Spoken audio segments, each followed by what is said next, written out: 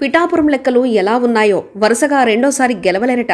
నియోజకవర్గం అన్ని విధాలా ప్రత్యేకంగా జాగ్రత్తగా అడుగేయాలని హితవు. జనసేన అధినేత పవన్ కళ్యాణ్ ఈసారి అసెంబ్లీలో అడుగుపెట్టడానికి శ్రమిస్తున్నారు.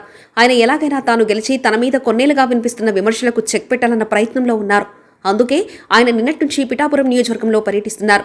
తాను పోటీ చేయనున్న ఈ నియోజకవర్గంలో తాను గెలిచి తీరాలన్న కసితో ఉన్నారు. అందుకే ఆయన స్వరం మార్చారు. తాను ఎన్నడూ తనను గెలిపించాలని అడగలేదని, ఈసారి గెలిపించాలని అభ్యర్థిస్తున్నానని ప్రజలను వేడుకున్నారు. తీవ్ర స్వరంతో కాకుండా అభ్యర్థనతో కూడిన ఆయన ప్రసంగం ఇందుకు అద్దం పడుతుంది. ఇది తన అభ్యర్థన అని గుర్తుంచుకొని తనకు మద్దతు ఇవ్వాలంటూ ఆయన పిఠాపురంలో ప్రచారాన్ని మొదలుపెట్టారు. జనసేన అధినేత పవన్ కళ్యాణ్ గత ఎన్నికల కంటే భిన్నమైన నిర్ణయం తీసుకున్నారు. గత ఎన్నికల్లో 2 అసెంబ్లీ నియోజకవర్గాల్లో పోటీ చేశారు. భీమవరం, గాజువాకల్లో పోటీ చేశారు. భీమవరం ప్రజలు ఎలాగైనా తనను ఆదరిస్తారన్న అతి విశ్వాసానికి పోయి గత ఎన్నికల్లో పెద్దగా అక్కడ ప్రచారం చేయలేదు. స్థానిక నేతలకే ప్రచార బాధ్యతలు అప్పగించారు. 1-2 సార్లు భీమవరంలో పర్యటించి వెళ్లినా అక్కడ కూడా తనకు ఓటమి ఎదురవుతుందని ఆయన కలలో కూడా అనుకోలేదు. మరో నియోజకవర్గమైన గాజువాకలో ఎక్కువసార్లు పర్యటించి అక్కడ గెలవాలని ప్రచారం మాత్రం నిర్వహించారు. కానీ 2 చోట్ల ఓటమి పాలయ్యారు. ఒకే ఒక స్థానంలో పోటీ చేయాలని నిర్ణయించుకున్నారు. అది పిఠాపురం. పిఠాపురంలో పోటీ చేస్తే గెలుపు సులువు అవుతుందని కూడా సర్వే రిపోర్ట్లో అందడంతో ఆయన ఇక్కడ పోటీకి దిగారు.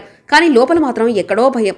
ఒక చోట పోటీ చేస్తున్నారు కాబట్టి ఈసారి కూడా ఓటమి పాలైతే ఇక పార్టీని తనను ఎవ్వరూ నమ్మరని ఆయన గట్టిగానే చెమడొస్తున్నారు.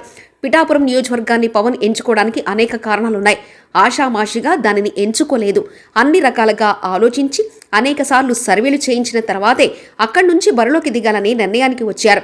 పిఠాపురం నియోజకవర్గానికి ఒక ప్రత్యేకత ఉంది. ఇక్కడ ఏ నాయకుడు వరుసగా రెండోసారి గెలవలేరు. పిఠాపురం నియోజకవర్గం ఓటర్ల తీర్పు కూడా అందుకే భిన్నంగా ఉంటుంది. సామాజిక వర్గాల వారీగా ఓటర్లను పరిశీలిస్తే పిఠాపురం నియోజకవర్గంలో కాపు సామాజిక వర్గం ఓటర్లు 90,000 మందికి పైగానే ఉన్నారు. బీసీలు అంత్య సంఖ్యలో లేకపోయినా 80,000 మంది వరకు ఉన్నారు. గత ఎన్నికల్లో టీడీపీ, జనసేన ఓట్లను కలిపితే 96,000 ఓట్లు వచ్చాయి. గత ఎన్నికల్లో వైసీపీకి 83,000 ఓట్లు వచ్చాయి. అందుకే ఇక్కడ గెలుపు అనేది పైకి కనిపించినంత సులువు కాదు. లెక్కలు, సమీకరణాలు మారుతూనే ఉంటాయి. అందుకే పవన్ కళ్యాణ్ ఇక్కడ ప్రచారాన్ని మొదలుపెట్టారు.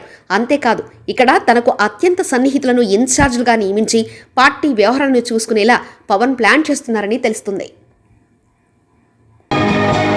మరిన్ని కథనాల కోసం సబ్స్క్రైబ్ చేసుకోండి మీ అక్షర శిల్పం.